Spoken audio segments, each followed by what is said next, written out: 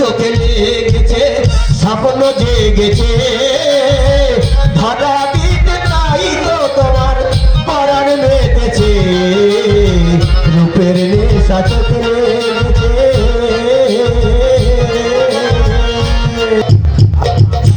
পাপ ভাবছো কাকে? পাপ কাকে বলে জানো? যা করলে সংকোচ আসে, নিজেকে অপরাধী মনে হয়, তাকেই বলে পাপ। নিজেকে অপরাধী মনে হয়, তাহলেও এত সুখ আছে, যাতে সুখ আছে তাতে পূর্ণ আছে, আর যাতে সুখ তাতেই পাপ। লুকিয়ে লুকিয়ে দেখা করা, কথা বলা, চিঠি দেওয়া তোমার ভালো লাগে? কত বেশ লাগছে। পাওয়ার চেয়ে পাওয়ার আগ্রহের মধ্যে দারুণ একটা চঞ্চলতা, পাগল করা উন্মাদনা, অদ্ভুত একটা শিহরণ সর্বক্ষণ আমি অনুভব করছি। আর আমি প্রচন্ড কষ্টের মধ্যে দারুণ একটা দুঃখ নিয়ে পাগল করা ব্যথা সয়ে অদ্ভুত একটা বিচ্ছেদ জ্বালায় দিন রাত 24 প্রহরকে 24 বছর করে তুলছে। আরে তোমাকে ছেড়ে থাকতে আমার ভীষণ কষ্ট হয়। হয়? আরে হয়, তোমাকে ঘিরে মনটা আমার রামধনু 7 রং নিয়ে কত আলপনা হাতে, আর সোনালি স্বপ্নগুলো কত আশার জল বলে। এটা হলে তো আমি লিখি, এটা তুই কোথায় পেলি? আরে এটা নাটকের নয়, নাটকের নয়, এটা নাটকের নয়, ডায়লগ। ব্যাপারটা বুঝতে পারছি না। ব্যাপারটা হচ্ছে হ্যাঁ। এই ডায়লগটাও নিজে লিখেছে। ও তা বলবি তো, ডায়লগটা ভালো, তা কোথায় বলবি বলতো? আরে কেন ওইখানে, মানে এই বলো না, বলো। নাইট ক্লাবে দীপককে বলবে হিরো। ঠিক আছে, বলা চলবে। অভিযান নায়িকা না আসা পর্যন্ত রেশনটা ঠিক করে দিই। ব্যাপারটা বল। আমি কেন কেন আমার ভালো আসে না? আরে যা আসে তাতেই হবে, নাচ তো হবে। নে গান ধরছে।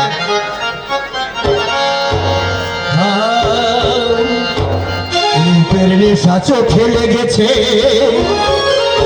মনে স্বপ্ন জেগেছে, ধরা দিতে তাই তো তোমার পরাণ বেঁচেছে।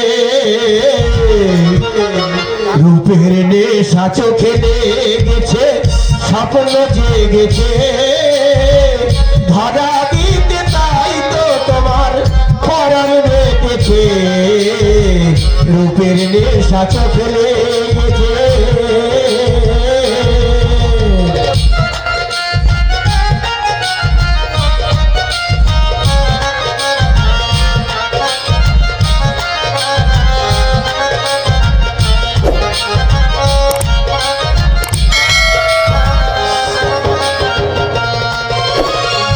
অনুরাগের সোহাগ রেণু শিয়র জাগা প্রাণে, মন রাঙিয়ে প্রিয়া নামে তোমায় ডেকেছে।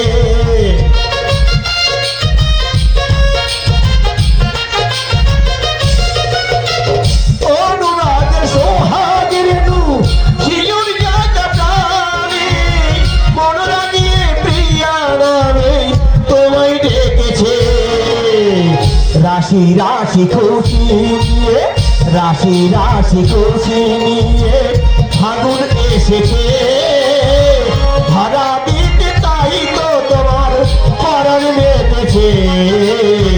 ধরা দিতে তাই তো তোমার পরাণ মেতেছে, ধরা দিতে তাই তো তোমার পরাণ মেতেছে।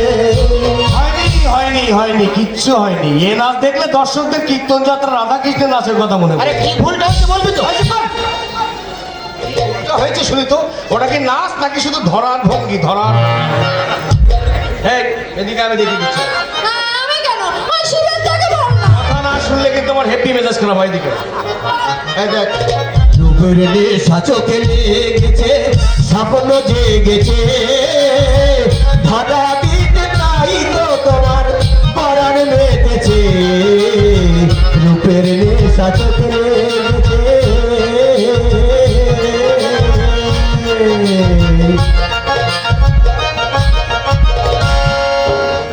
যা পরে ঠিক করে নিস, এখন যা।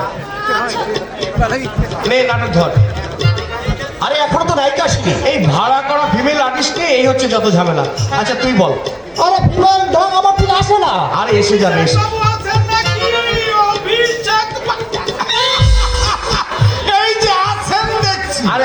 আসুন বিপত্তি বাবু। বিপত্তি বললেন কেন? বিপত্তি বাঁধালেন যে? মেইন কথা হলো আমি একটা বিশেষ কাজ নিয়ে এসেছি। এটাও একটা বিশেষ কাজ। আচ্ছা ঠিক আছে, এসে যখন পড়েছেন দীপার পাঠ বলুন। মেইন কথা হলো আমি তো এসব কোনোদিন করিনি। কথা বলতে পারেন তো? হ্যাঁ, তা একটু একটু পারি। হ্যাঁ, তাহলেই হবে। শুনুন, চরিত্রটা বুঝে দিচ্ছি। দীপার স্বামী ধীমান, অর্থাৎ আমি আধ্যাত্মিক জগতের মানুষ, শাস্ত্র ধর্ম নিয়ে থাকি। আর দীপা হচ্ছে উগ্র আধুনিকা, স্বামীকে লুকিয়ে নাইট ক্লাবে যায়, ছেলেদের সঙ্গে নাচে, মদ খায় ইত্যাদি ইত্যাদি। সি, সি, সি, সি, সি, সি, সি। মেইন কথা হলো মেয়েদের তো এসব করতে নেই। আরে বাবা, এই যুগে এসবই চলছে। তারপর শুনুন, হ্যাঁ। নাইট ক্লাবে গিয়ে হিরক নামে এক তরুণ চিত্ত প্রযোজকের সঙ্গে দীপার প্রেম হয়। হ্যাঁ। আর সেজন্য স্বামীর কাছে সে ডিভোর্স চায়। হ্যাঁ বলুন, হ্যাঁ বলুন, আমি ডিভোর্স চাই।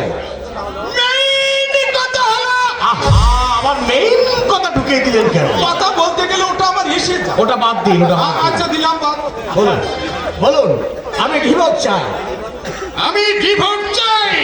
আর না না, ওভাবে নয়, এটা তো মেয়েদের রোল। আপনি একটু সরু গলায় মেল ঢগে বলুন।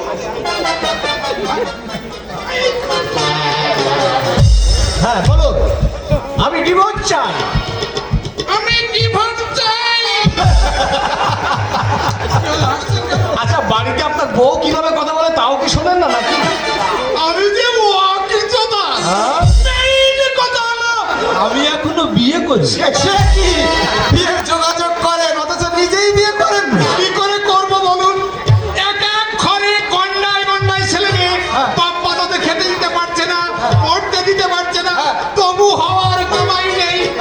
যে দেশে মেইন কথা হলো প্রতি বছর 1,75,000 মানুষ জন্মায়, সে দেশে আমাদের মতো ঘটকের বিয়ে করবার সময় কোথায়? ঠিক, ঠিক। আসতে পারি? আরে আসুন আসুন আসুন, আপনি তো বড্ড দেরি করে ফেলেছে। হ্যাঁ, আমি রিহার্সাল দিতে আসিনি। তাহলে? আপনাদের একটা কথা জানাতে এসেছি। কি কথা? আপনাদের নাটকে অভিনয় করা আমার পক্ষে সম্ভব নয়। এ কি বলছেন? নাটক মঞ্চ হতে আর মাত্র 5 দিন বাকি। এ সময় কথা বললে আমরা মারা পড়ে যাবো যে। আপনার আবেদনের কাজটা কি জানতে পারি?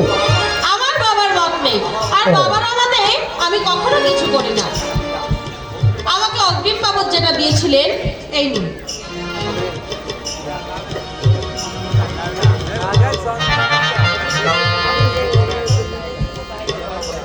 আপনাদের ক্ষতি করলাম বলে আমাকে মাফ করবেন। আসছি। মমতা দেবীর সঙ্গে তোরা কি যেগুলো দুর্ব্যবহার করেছিস? আরে না না, তাহলে এমন কি ঘটলো যার জন্য আমাদের ক্লাবে অভিনয় করতে দিতে ওনার বাবার আপত্তি? আচ্ছা ঠিক আছে, কাল আমি মমতা দেবীর বাবার কাছে যাচ্ছি, তোরা অন্য মেয়ে খুঁজে থাক, কেমন? হাতে মাত্র 4 দিন সময়। এ সময় নতুন মেয়ে খুঁজে এনে না না, এ অসম্ভব, অসম্ভব। মমতা দেবী একবারে ভরাডুবি ছাড়লে চল কাশীপুরে দিবালেশ্বরের কাছ থেকে একবার আমরা ঘুরে আসি। চল। হ্যাঁ চল।